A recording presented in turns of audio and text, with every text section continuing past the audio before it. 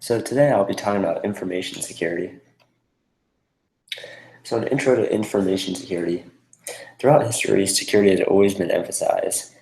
Always been an area of emphasis for anyone or anything with any sort of private/confidential information or data.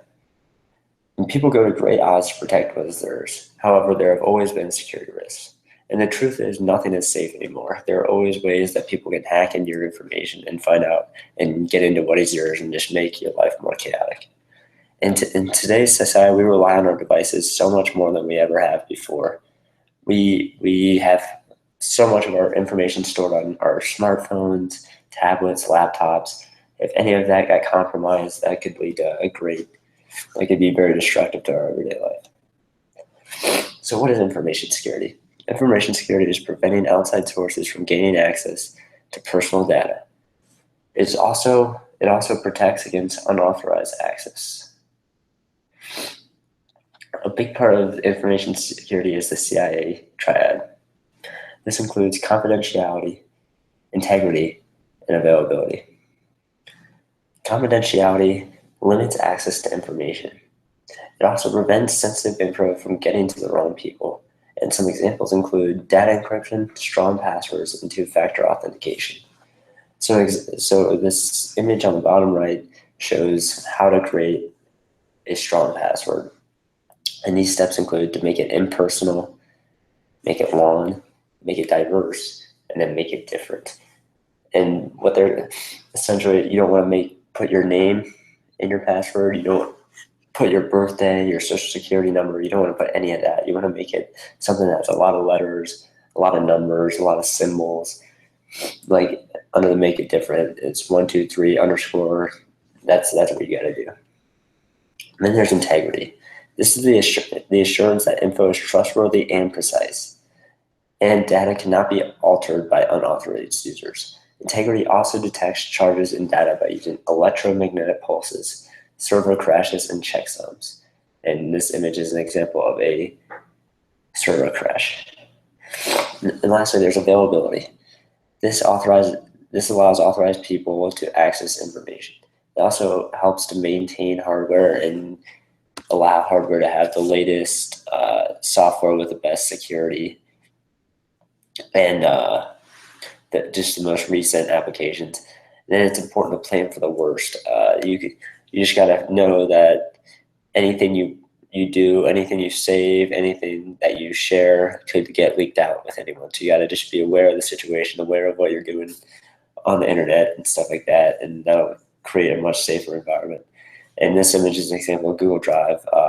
They allow you to pick who you want to share with, who you want to keep the information private from. If you want to keep it to yourself, keep it amongst certain people. It just allows you to have a say in where you want your information going. And I think that's definitely a cool thing about Google Drive. So some personal information that can be hacked includes credit card numbers, debit card numbers, social security numbers, passwords, etc. I know a ton of people who have had credit cards and debit cards compromised, and it's important to make sure you're checking your bank accounts constantly to see if anyone's making any purchases that you're not aware of, and to stop it before it gets too bad. And then social security numbers that can lead to identity fraud and all sorts of other stuff, and then passwords that can lead to the altering of your information. That can lead to miscommunication. If someone hacks into your email, they can send stuff unintentionally to your peers and stuff like that. Is just not good. And then information security also deals with risk management, and anything can be a risk to secure information. These include phishing attacks, online scams, the altering of information without consent, and identity fraud. All these things can be detrimental to you, and they're as easy as clicking on an ad accidentally online and downloading something. I mean, there's so many ways that you can deal with this stuff, but it's important to try to avoid them as much as you can.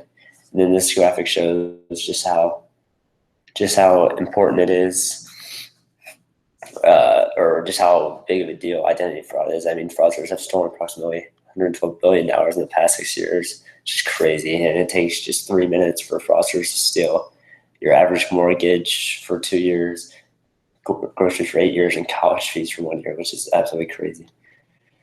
So some example of things affected by possible security threats include businesses, governments, militaries. All three of these things, if anything gets leaked out from them, that can be very detrimental. I mean, businesses have tons of information that they don't want to get out to the public, and that could be very detrimental to a business. And then governments and militaries, if anything gets leaked out from there, that could change the perception of the government and just lead to disaster. So there are plenty of ways to prevent these risks. Digital signatures, software with good cryptology tools. It's important to access the internet from behind a firewall at all times. And securing a wireless network is a plus. Digital signatures have definitely become a lot more popular recently. You can do them on things such as sales contracts when you're buying stuff online, and this just prevents identity fraud, and it leads to a more authentic way of buying stuff without you feeling like you might get the sale might be disturbed, or you might have people buying stuff for you. This is just a more authentic way of preventing that. So some of the ways that the government protects against cybercrime, the biggest way is the Department of Homeland Security.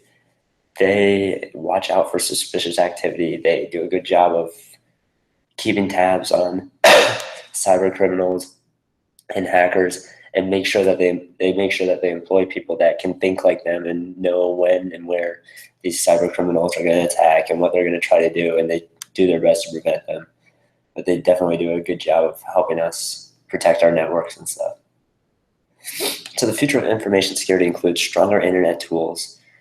The new internet is IPv6. This is supposed to have a lot more security tools to help out with keeping your information secure and keeping it private and how you want it. And then also just being conscientious. I mean, now people know that it's not probably the smartest idea to go buy stuff with a debit card online, because there's a good chance that you could get hacked. I mean, you just got to know what you're doing online, and that's the biggest thing. Just knowing where to go, what not to download, what not to buy, what not to blah, blah, blah. There's just so many things you can avoid. So in summary, it's definitely very important to secure data.